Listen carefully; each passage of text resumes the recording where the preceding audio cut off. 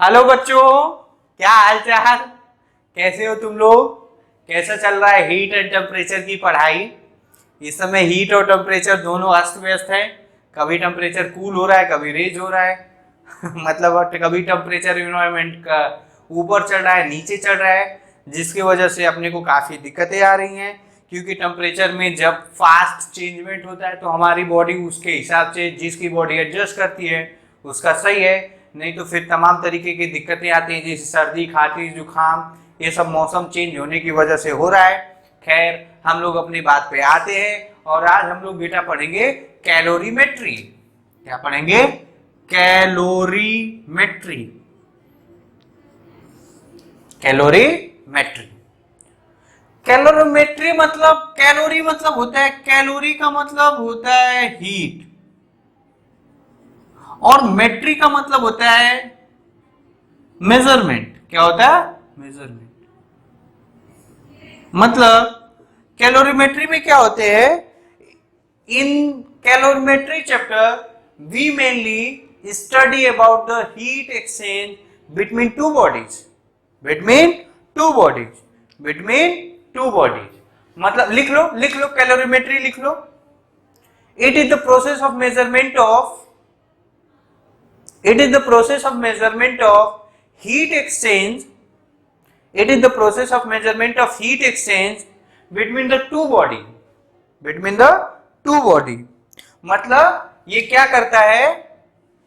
It help to know the amount of heat. Amount of heat exchange between two bodies. To bodies मतलब दो body के बीच में कितना amount का heat exchange होगा। मतलब एक बॉडी, अरे ऑब्वियस ही बात है यार, अगर जो दो बॉडी का टेम्परेचर है, दो बॉडी का टेम्परेचर है, ये लिख लेना, ये लिख लेना। जैसे मान लो दो बॉडी का टेम्परेचर है, मान लो ये है, मान लो ये बॉल है, ये टेम्परेचर इसका है 20 डिग्री सेल्सियस, और ये टेम्परेचर है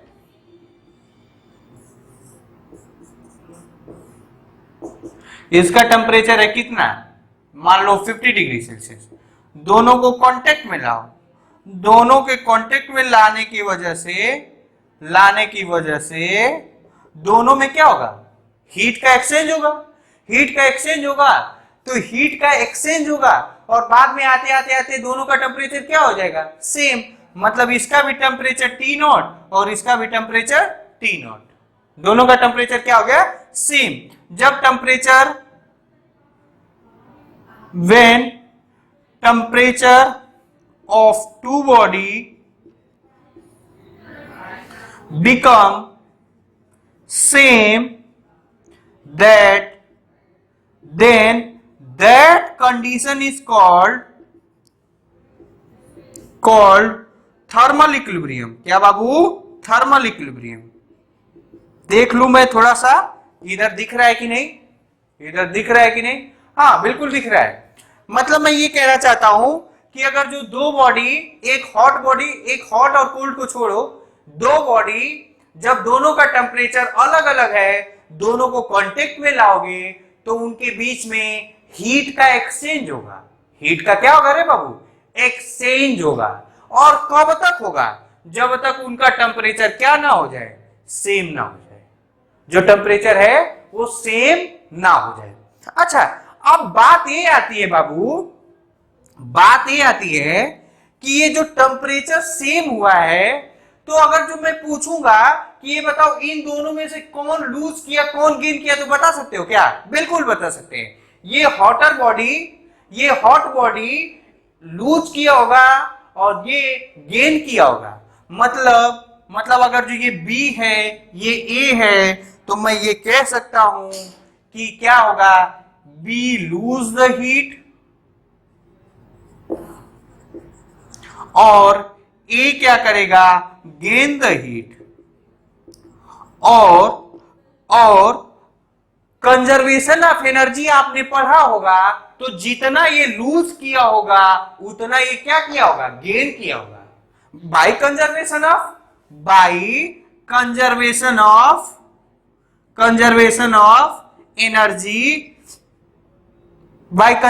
of energy heat loses by B is equal to heat gain by A।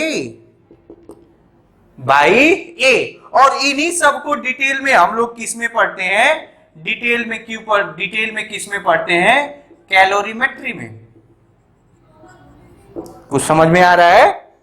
अब वो कितना करेगा लूज, कितना नहीं करेगा, वो अपन लोग देखेंगे, लेकिन आपको बस इतना आइडिया समझ में आना चाहिए कि when two body are at different temperature, when they brought in contact with each other, then there will be exchange of heat energy between them। और ये कब तक होगा, जब तक दोनों के बीच का टेम्परेचर क्या ना हो जाए, सेम ना हो जाए। अच्छा, अब अगर जो मैं क्वेश्चन पूछूं रे बाबू कि ये जो टेम्परेचर है ये इसके इनिशियल टेम्परेचर से ज्यादा होगा कि कम, या इसके टेम्परेचर से ज्यादा होगा कि कम। क्वेश्चन समझ में आ रहा है? ये टेम्परेचर है थर्मल, ये दोनों का सेम टेम्परेचर है। अब मैं पूछ रहा हूं कि ये फाइनल टेम्परेचर इसके और इससे ज्यादा होगा कि कम? ऑफ कोर्स इससे क्या होगा, कम। क्यों? क्योंकि इसने हीट को क्या किया होगा, लॉस, और इसने क्या किया होगा, गेन। मतलब मैं ये कह सकता हूं कि फाइनल इक्विलिब्रियम टेम्परेचर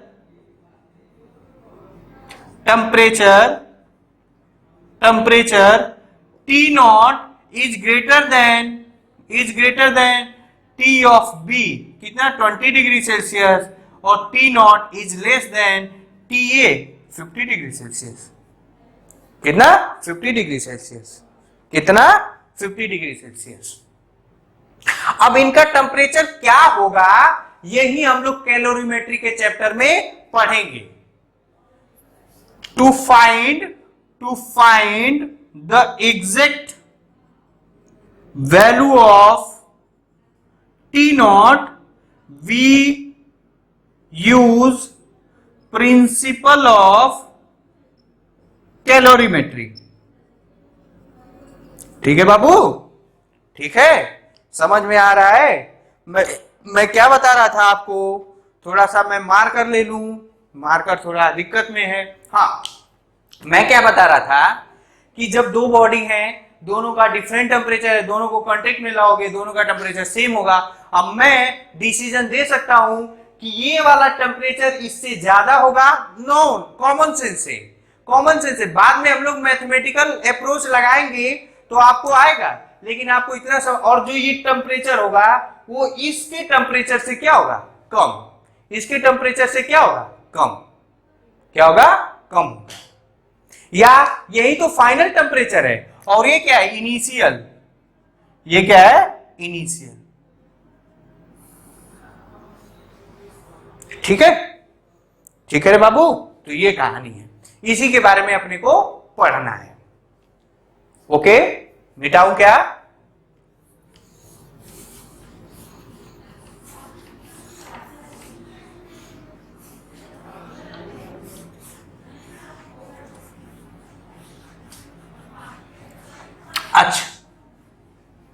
अच्छा, इतना जब आपको समझ में आया तो थोड़ा सा और कुछ समझते हैं, कोई दिक्कत वाली बात नहीं।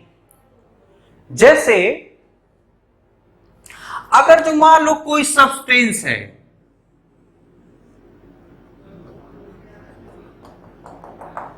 कोई ऑब्जेक्ट है ना, और उसको मैंने हीट दिया, क्या दिया, हीट डेल्टा क्यू दिया, हीट गिवन,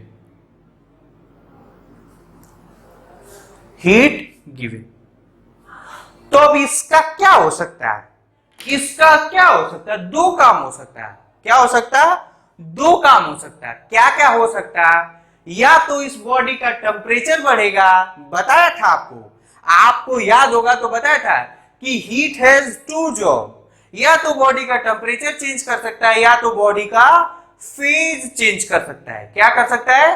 फेज चेंज कर सकता है। मतलब इसमें दो काम होंगे, एक होगा राइज इन टेम्परेचर या दूसरा क्या होगा? Change in phase. Change in phase. अगर जो सॉलिड होगा तो किसमें चेंज होगा? लिक्विड में। कैसे? कैसे? मेल्टिंग से। और अगर जो लिक्विड होगा तो किसमें चेंज हो जाएगा? वेपर में या गैस में। ये कौन से प्रोसेस से? वेपराइजेशन से। या ऐसा भी हो सकता है कि सॉलिड से गैस में कन्वर्ट हो जाए बाय प्रोसेस सब्लिमेशन। आप लोग जानते हैं क्या? सब्लिमेशन। सब्लिमेशन कहने का मतलब, अगर जो हम लोग लिख ले, लिखना क्या समझ जाओ, अगर जो हम लोग किसी बॉडी को हीट देंगे तो उसके दो काम हो सकते हैं, या तो बॉडी का टेम्परेचर चेंज हो सकता है, राइज हो सकता है, या तो इसके फेज चेंज होंगे। दोनों चीज एक साथ नहीं होंगी। Both job can not work, can not execute simultaneously. खैर ये अलग चर्चा का विषय है बाबू, ये अभी अपन लोग डिस्कस नहीं करते हैं। अपन लोग इस पे डिपेंड करते हैं, इसको करते हैं और इसको मिटाते हैं। इसका भी एक अलग से चर्चा करेंगे, लेकिन ये एक दो लेक्चर के बाद करेंगे। अभी अपन लोग किसको कर रहे हैं? राइज इन टेम्परेचर को। राइज इन टेम्परेचर को। तो देखिए ध्यान से सुनिएगा। जैसे जैसे मान लो कि ये जो डेल्टा क्यू है, ये मैंने एक्सपेरिमेंटली, ये सब क्या है? एक्सपेरिमेंटली ये पाया गया कि जो डेल्टा क्यू है ये डायरेक्टली प्रोपोर्शनल है डेल्टा टी के। डेल्टा क्यू है। अच्छा एक चीज और मैं बता दूं, ध्यान से सुनना तुम लोग ध्यान से। अगर जो मैं ऐसे बनाऊं क्यू, ये क्यू है, ये क्या है? क्यू है। तो ये क्या रिप्रेजेंट करेगा? हीट को। अगर जो ऐसे बनाऊंगा या नॉर्मली ऐसे बनाऊंगा या ऐसे बनाऊंगा तो ये थीटा है। क्या है? थीटा, जो किसको रिप्रेजेंट करेगा? टेम्परेचर को। हो सकता है कभी कभी अगर जो टाइम, नॉर्मली मैं टेम्परेचर को किससे, नॉर्मली किससे डिनोट करूंगा? नॉर्मली टेम्परेचर को डिनोट करूंगा टी से। किससे? टी से। हालांकि किताबों में लिखा जाता है कि जब थीटा से डिनोट करोगे तो वो सेल्सियस में होगा, और जब टी से डिनोट करोगे तो केल्विन में होगा। खैर हम लोग उतना झंझट नहीं करते हैं। ये किस में होगा? केल्विन। और ये किस में होना चाहिए? ये होना चाहिए सेल्सियस में। लेकिन मैं सब जगह पे टी ही करूंगा, जहां पे जरूरत होगा वहां पे थीटा यूज करूंगा। तो आज के बाद बहुत बड़ा स्टेटमेंट, क्यू किसके? हीट, थीटा किसका? टेम्परेचर या टी। ठीक है? ठीक है। खैर हम लोग अपने बात पे आते हैं। जो क्यू है, जो क्यू है ये डायरेक्टली प्रोपोर्शनल होता है डेल्टा टी के। कब? When mass of object is constant, is constant. मतलब ध्यान से सुनना। जैसे मैं बोला कि एक ऑब्जेक्ट है, एक ऑब्जेक्ट मार्कर है 2 kg का, और इसका टेम्परेचर एक काम करो 10 डिग्री बढ़ा दो। इसको मार्कर, अगर जो मान लो ये मार्कर कितना है, मान लो कि ये ऑब्जेक्ट है, ये मान लो कि 2 kg है, और इसका टेम्परेचर मैंने किया 10 डिग्री। तो मैंने देखा कि जो हीट रिक्वायर होगा वो बेटा हो रहा है 20 जूल। कितना? 20 जूल। अब मैं क्या किया कि ये ऑब्जेक्ट को कर दिया 4 kg, और अब टेम्परेचर अगर जो 10 डिग्री सेल्सियस बढ़ाने को कह रहा हूं तो हमें जो हीट होगा वो कितना हो जा रहा है? 40 जूल। कितना? 40 जूल। मतलब delta Q is directly proportional to mass when temperature keep constant. When temperature keep constant, मतलब बोला कि ए बाबू ये 2 kg का है और इसका 10 डिग्री टेम्परेचर बढ़ा दो। मैंने देखा, मैं समझा 10 जूल हो गया, कितना 10 जूल। अब वो क्या किए 4 kg ले लिए और बोले इसका टेम्परेचर 10 डिग्री बढ़ा दो। तो मैंने देखा कि 20 जूल के बजाय 40 जूल ले रहा है, मतलब delta Q is directly proportional to M. अच्छा, दूसरा कंडीशन में ये भी देखा कि ये बाबू एक काम करो, ध्यान से सुनिएगा। कहा कि बाबू ये 2 kg है और ये भी कितना है 2 kg, इसका भी 10 डिग्री टेम्परेचर बढ़ाओ और इसका भी 10 डिग्री टेम्परेचर बढ़ाओ, बताओ तो कितना हीट लगेगा।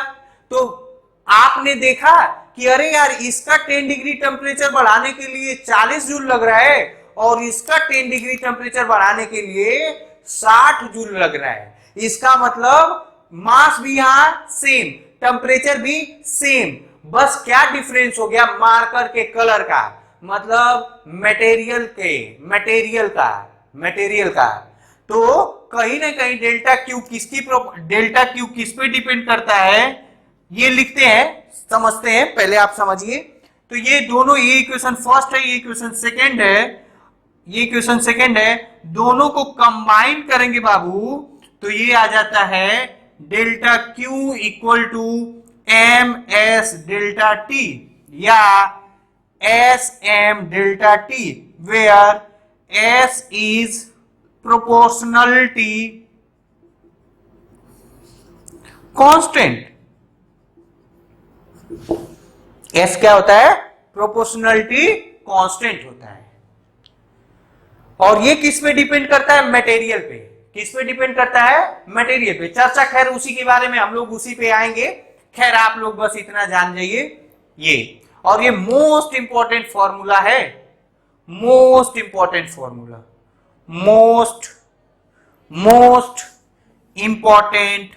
फॉर्मूला, ठीक है। अच्छा,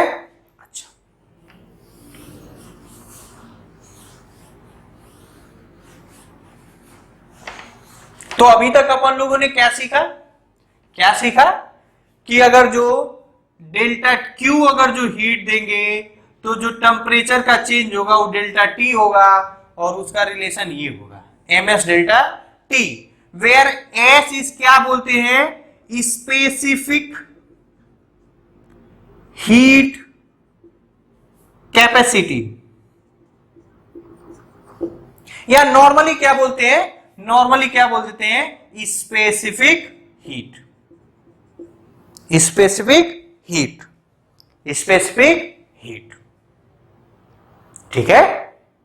ठीक है। कहीं किताबों में स्मॉल सी से किया है, लेकिन ये ये स्मॉल एस है रे बाबू, ये क्या है, स्मॉल एस है, ये क्या है, स्मॉल एस, ये स्मॉल एस है ना, कैपिटल एस ऐसे बनाऊंगा, ठीक है, ये स्मॉल एस है, ठीक है, क्योंकि आगे जाके एक और टर्म पढ़ेंगे हीट कैपेसिटी, तो वो करना है, तो इसलिए। अच्छा, यहां से एस का फॉर्मूला निकालू तो क्या हो जाएगा, delta Q M delta T, S equal to delta Q M delta T. अब देखिएगा, ध्यान से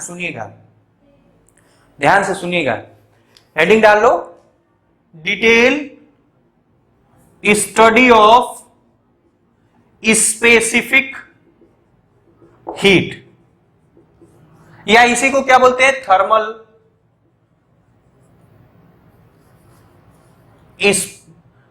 थर्मल स्पेसिफिक हीट, ठीक है। कई नाम कई बुकों में कई के दिया रहता है। तो ये क्या होता है, 1 ग्राम सब्सटेंस का 1 डिग्री टेम्परेचर बढ़ाने के लिए जितना अमाउंट ऑफ हीट की जरूरत होती है उसी को बोलते हैं specific heat of that material, that substance. इसमें लिख सकते हैं if m equal to 1 kg या 1 gram and delta t is equal to 1 degree Celsius, तो यस इक्वल टू क्या हो जाएगा, delta Q. S equal to क्या हो जाएगा, डेल्टा क्यू। रिकॉर्ड हो रहा है ना, S equal to delta Q. इसका थोड़ा डिफिनीशन लिख ले। डिफिनीशन ज्यादा कलाकारी नहीं करेंगे, जैसे मैं बता रहा हूं वैसे ही डिफिनीशन लिखेंगे। लिखिए, 1 ग्राम सब्सटेंस का या 1 यूनिट मास सब्सटेंस का या मटेरियल का 1 डिग्री टेम्परेचर बढ़ाने में जितना अमाउंट ऑफ हीट की जरूरत होती है वही होता है स्पेसिफिक हीट। वही होता है स्पेसिफिक हीट। वही क्या होता है, स्पेसिफिक हीट। वही होता है specific heat.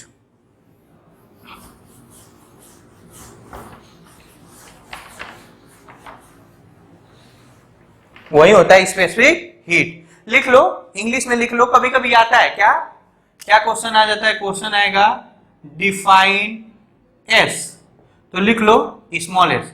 It is the amount of heat required to it is the amount of heat required to raise the temperature of a body. It is the amount of heat required to raise the temperature of a body of mass 1 unit by 1 degree Celsius. हो गया। अच्छा, अब कुछ और समझते हैं। क्या समझते हैं, देखो, S equal to delta Q upon M delta T. Delta Q मतलब ये डेल्टा क्यू है ना, थोड़ा सा आप लोग समझते रहिएगा। कभी कभी मुझसे मिस्टेक हो जाएगा, मैं ऐसे थीटा लिख दूंगा लेकिन वो थीटा नहीं क्यू होता है ना। तो डेल्टा क्यू अपॉन टी, अगर जो इसका यूनिट लिखेंगे रे बाबू तो यूनिट क्या हो जाएगा, इसका हीट का क्या होता है, जूल। हीट का यूनिट क्या होता है, हीट का यूनिट होता है क्या, जूल। SI unit. सीजीएस अर्ग सीजीएस यूनिट। और कैलोरी का प्रैक्टिकल यूनिट। ठीक है, हीट का कितना यूनिट होता है, जूल और कैलोरी। क्यों, क्योंकि हीट भी क्या है, वर्क है। वर्क का जो यूनिट होता है यही वो उसका होता है। खैर हम लोग यहां पे आते हैं, यूनिट लिखेंगे तो ये हो जाएगा जूल पर केजी पर डिग्री सेल्सियस, पर डिग्री सेल्सियस।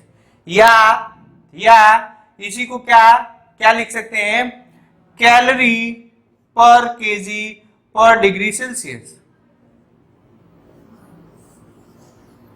या इसी को क्या लिख सकते हैं, calorie KG inverse degree Celsius inverse. ठीक है ना, ये यूनिट। डायमेंशन लिखना होगा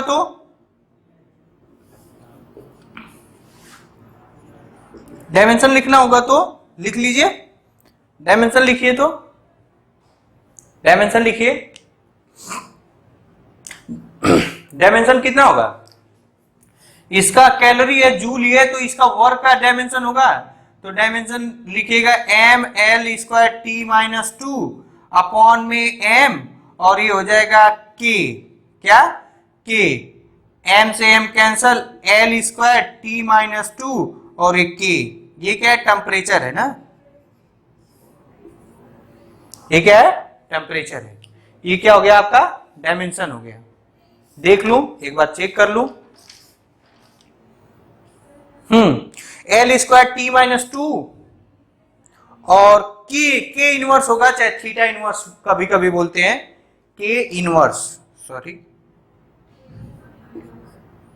ठीक है, ये होता है डायमेंशन। ओके, चलिए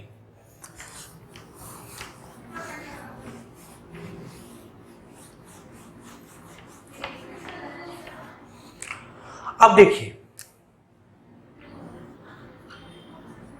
इंपॉर्टेंट पॉइंट। इंपॉर्टेंट पॉइंट अगर जो ध्यान से सुनिएगा, अगर जो मैं बोलूं ध्यान से सुनिएगा, जैसे स्पेसिफिक हीट ऑफ वाटर है 4.2 joule per gram per degree Celsius, पर ग्राम पर डिग्री सेल्सियस। इसका मतलब क्या?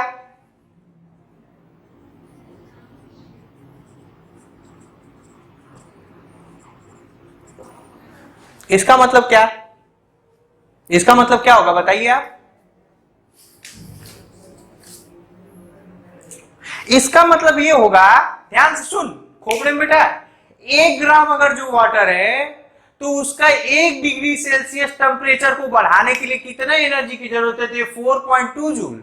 और अगर जो यही मान लो कि ये कॉपर है ना, कॉपर है, और इसका हो गया 0.4 joule per gram per degree Celsius. इसका मतलब अगर जो 1 ग्राम वाटर है, 1 ग्राम वाटर है, उसका 1 डिग्री सेल्सियस अगर जो टेम्परेचर बढ़ाना है तो 0.4 जूल का हीट रिक्वायर होगा। इसका मतलब क्या? To raise the temperature of 1 gram water by 1 degree Celsius, then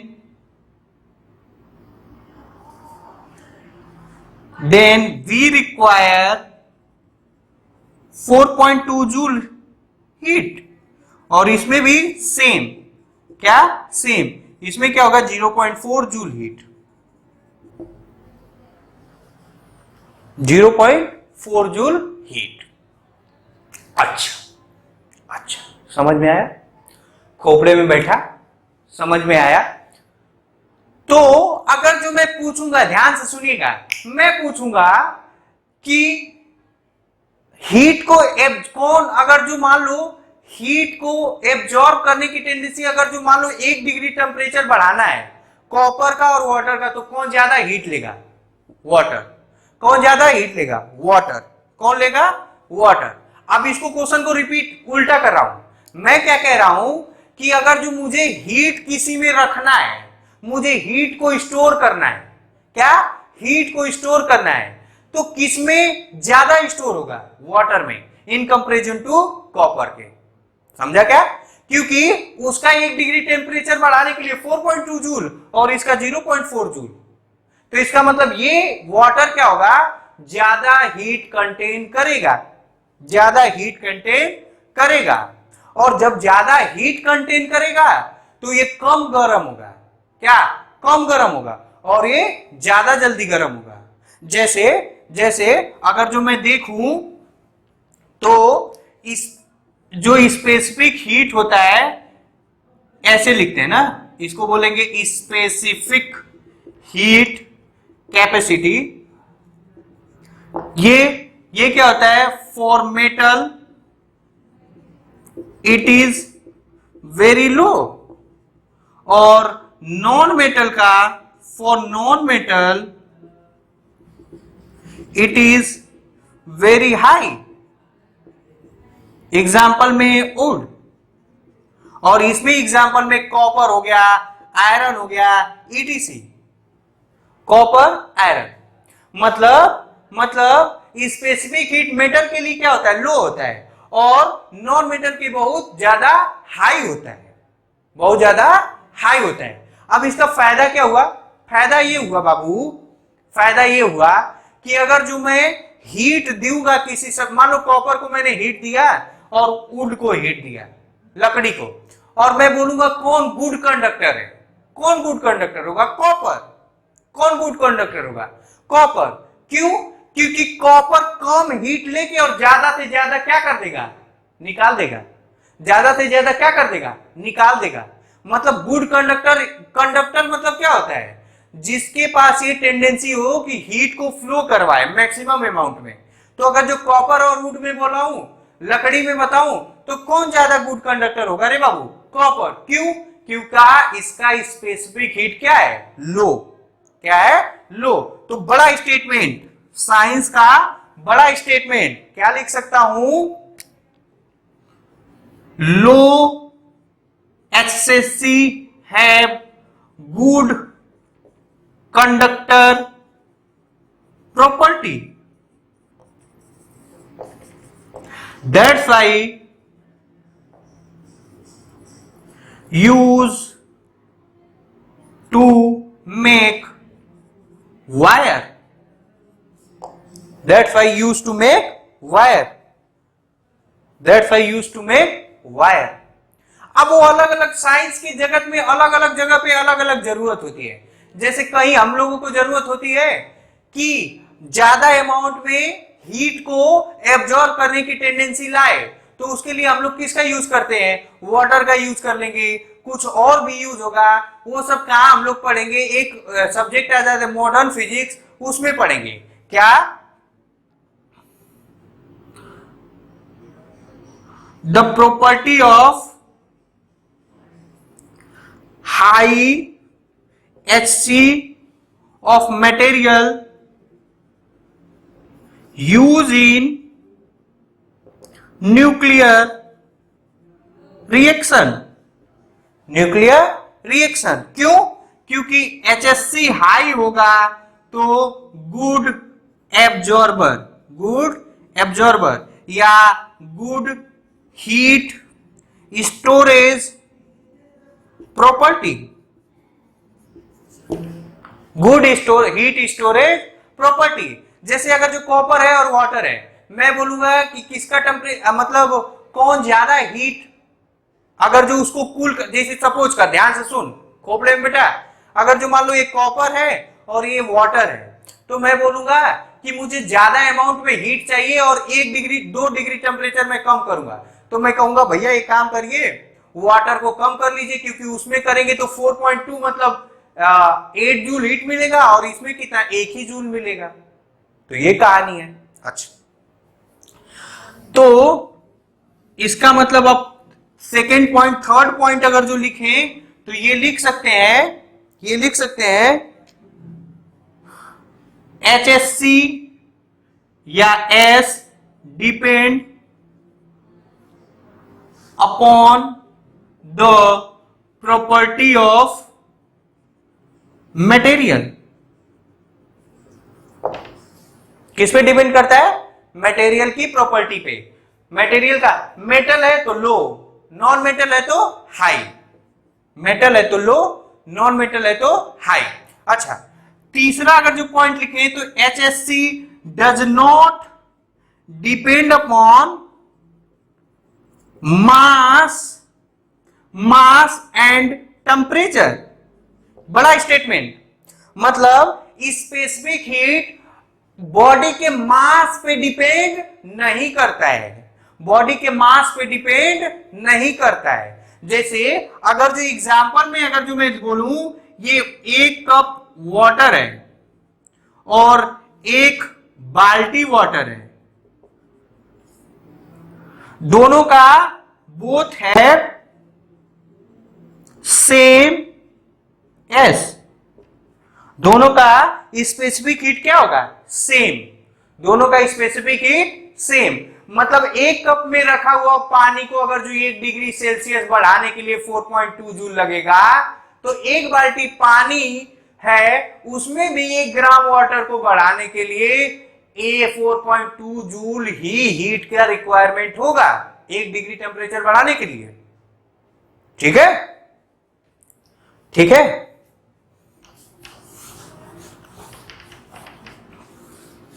अच्छा,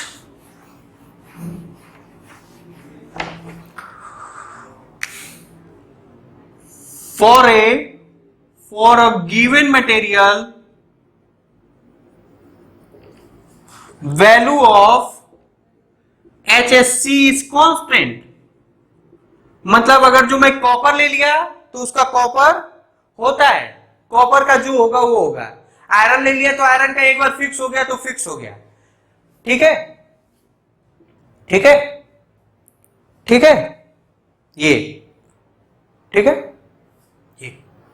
अच्छा, जो ये स्पेसिफिक हीट है वो डिपेंड करता है phase, depend upon phase of substance. मतलब सॉलिड में है कि लिक्विड में है कि गैस में है। किस पे डिपेंड करता है रे बाबू? किस पे डिपेंड करता है कि वो सॉलिड में है कि लिक्विड में है कि गैस में है। एग्जाम्पल में जैसे अगर जो वाटर है तो वाटर का एस लेंगे तो कितना होगा, ये हो जाएगा 4.2 joule per gram per degree Celsius. लेकिन अगर जो यही आइस का लेंगे तो ये हो जाएगा 2.1 होगा। एक बार देख लो, हाँ 2.1 joule per gram per degree Celsius ये होगा। गैस का कुछ और होगा, अपने को नहीं मालूम। मतलब ये किसका है, वेपर, वाटर, मालूम नहीं है। लेकिन इसका मतलब जो स्पेसिफिक हीट होता है वो किस पे डिपेंड करता है, किस पे डिपेंड करता है, फेज पे। किस पे डिपेंड करता है, फेज पे।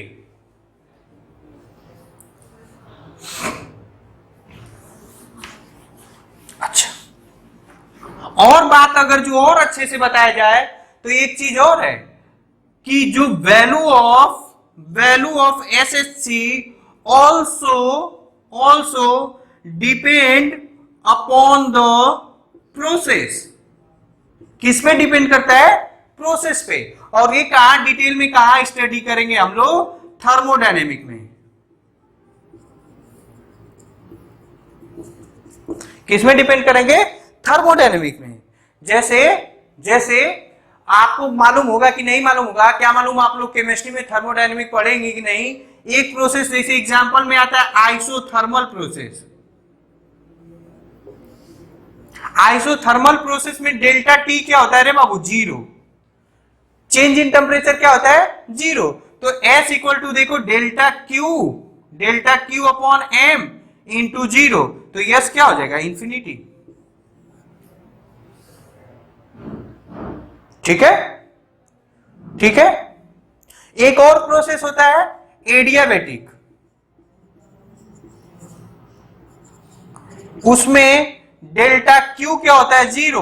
तो यस क्या हो जाएगा, zero upon M delta T, मतलब यस क्या हो जाएगा, जीरो।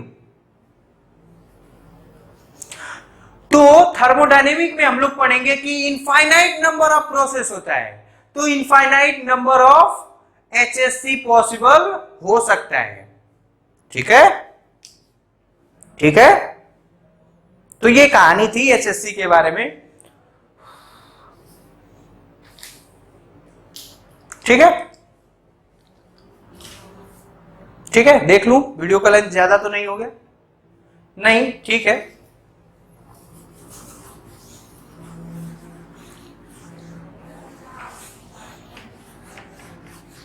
अच्छा,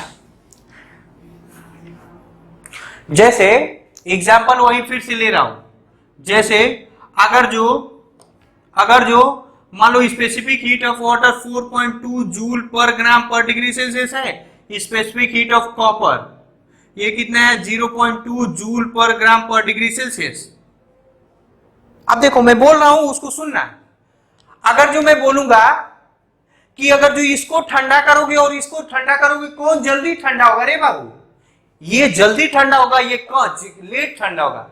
क्यों, क्योंकि इसको कूल करना होगा। अगर जो कूल करना होगा तो इसमें 4.2 जूल एनर्जी को निकालना पड़ेगा और इसमें 0.2 जूल। और इसका उल्टा क्या, अगर जो मैं बोलूं कि अगर जो 1 ग्राम वाटर है और 1 ग्राम पानी है और सबका टेम्परेचर 1 डिग्री बढ़ाना है, तो कौन जल्दी गर्म होगा, तो कौन जल्दी गर्म होगा, ये जल्दी गर्म होगा, ये कम लेट से गर्म होगा। क्यों, क्योंकि ये 0.2 जूल हीट पाके गर्म हो जाएगा और ये क्या, कम गर्म होगा। तो ये इंपॉर्टेंट पॉइंट, ये मोस्ट इंपॉर्टेंट बात है, मोस्ट इंपॉर्टेंट, लिख लो। The concept of specific heat the concept of specific heat capacity give the idea that how fast a given substance can be heated or cooled.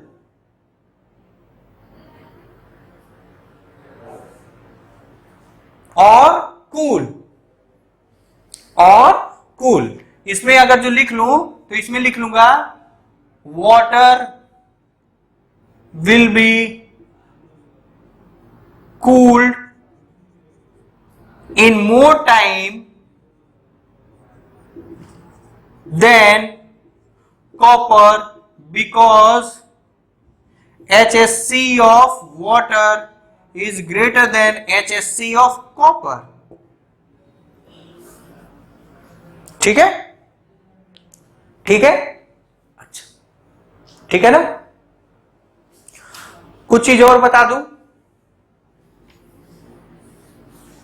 ये आप याद रखेंगे, ये मोस्ट इंपॉर्टेंट है। ये हुआ कॉपर को हुआ 0.2 joule per gram per degree Celsius, ice का जो हुआ वो 2.1 joule per gram per degree Celsius, या इसका क्या होता है, यस ऑफ आइस क्या होता है, यस W/2, ठीक है ना।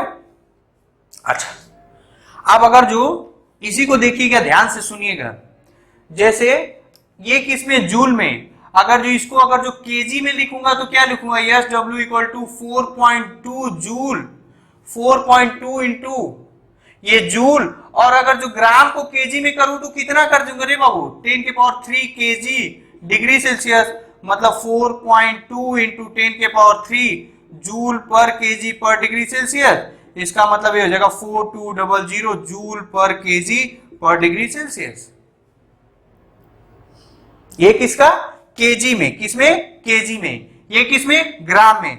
यस ऑफ वाटर अगर जो कैलोरी में लिखूंगे तो 1 कैलोरी पर डिग्री पर ग्राम पर डिग्री सेल्सियस, पर ग्राम पर डिग्री सेल्सियस, ये किसमें होता है, 1 कैलोरी।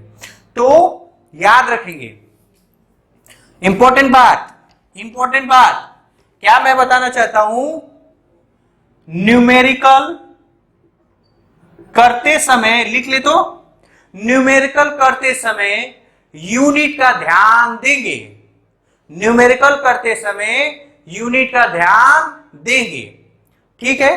तो आज के लेक्चर में सिर्फ ये सब बातें आपको बता दिया, थोड़ा सा मैं देख लूं, हाँ 2-3 मिनट और बात करूंगा। मैंने आज के लेक्चर में क्या बताया, पहले ये बताया कि किसी हीट का कंसेप्ट क्या होता है, हीट का कंसेप्ट क्या होता है। तो मैं ये बताया कि अगर जो कोई ऑब्जेक्ट को हीट दोगे तो उसके दो काम हो सकते हैं, एक टेम्परेचर बढ़ सकता है, एक चेंज इन फेज हो सकता है, मतलब सॉलिड से लिक्विड, लिक्विड से गैस। जब टेम्परेचर चेंज होगा तो क्या क्या होगा, उसमें हीट कितना लगेगा, वो कौन से फॉर्मूला से हम लोग डिराइव किए, ms∆T से। अच्छा, कुछ और बात करते हैं, कुछ 1-2 बात और करें, जैसे अगर जो मैं बोलूं हीट को किससे डिनोट करते, क्यू, इफ ये क्यू है, क्यू क्या है, क्यू, इफ इसको लिख लो, हेडिंग डालो साइन कन्वेंशन, क्या, साइन कन्वेंशन। अगर जो मैं बोलूं Q इज पॉजिटिव, क्या, पॉजिटिव, इसका मतलब heat supply to the system, heat supply to the system, या heat given to the system.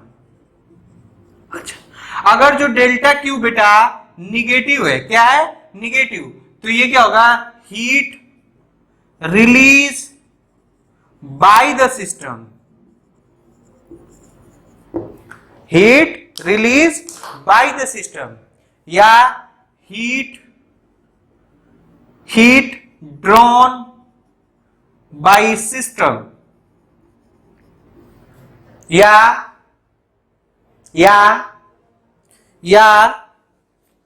ठीक है, सफिशिएंट है,